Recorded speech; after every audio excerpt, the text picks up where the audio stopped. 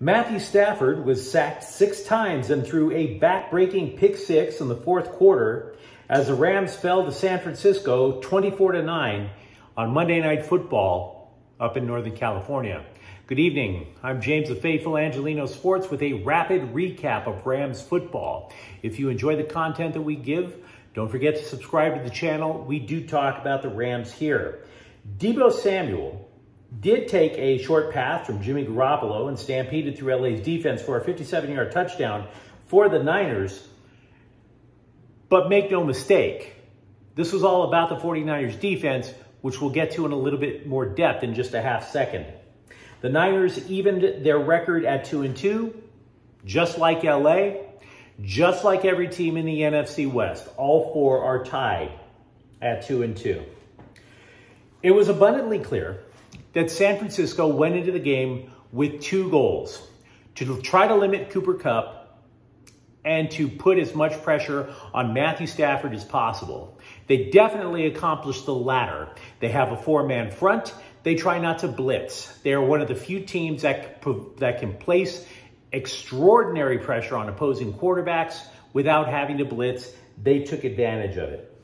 Now, Cooper Kupp, he did catch 14 passes for 122 yards. But the Niners knew the ball was coming to Stafford. So even though the Rams were still within 1 score in the fourth quarter, they sniffed out a pass that was going to Cooper Kupp.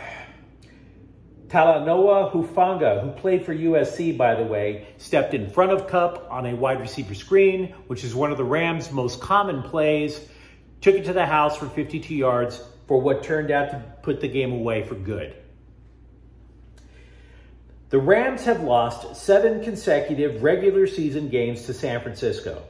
And I will be honest with you, going into tonight's match, I actually liked LA's odds for 2 reasons. One, because I thought Bobby Wagner would do a number on Deebo Samuel and limit the 49ers running game. And second, the Niners have had a bunch of drama and chaos on the offensive end.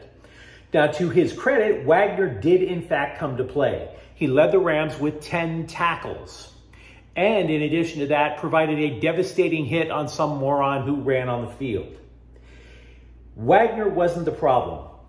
I wouldn't even necessarily say the Rams' defense was a problem, despite the fact that they gave up 2 touchdowns. Because if you give up 17 points, and that's all the Rams' defense gave up, you are putting your offense in a position to win the game. And by the way, we mentioned the 49ers' run offense.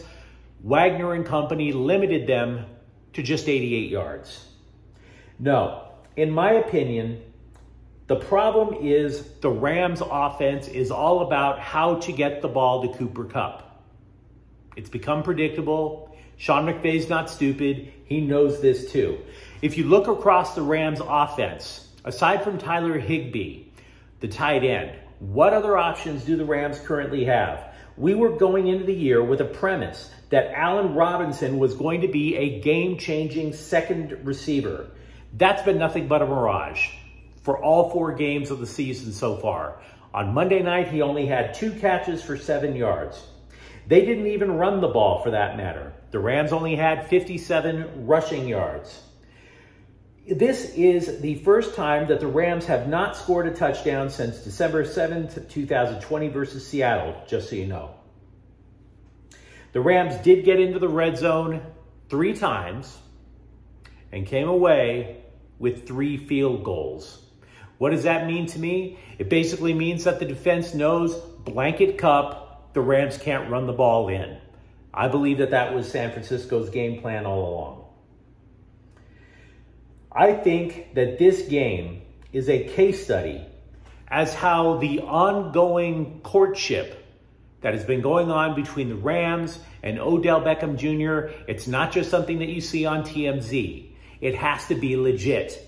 Last year, the Rams had Deshaun Jackson and had him for about half the year and then let Deshaun Jackson go and brought in Odell Beckham.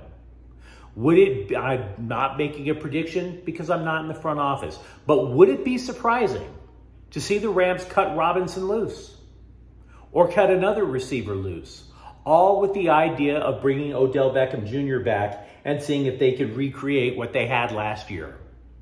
Just my thought, but I have to be honest with you. I think I'm right. So to repeat, the Rams offense goes completely stagnant in a 24-9 loss to the Niners. Having said that, all 4 teams in the division are still tied at 2-2. Now, if you enjoyed this content, don't forget to subscribe to Faithful Angelinos. We do talk Rams football here. Thank you for watching. We'll be back tomorrow. Faithful Angelinos is a Quian Corta El Queso production. Take care.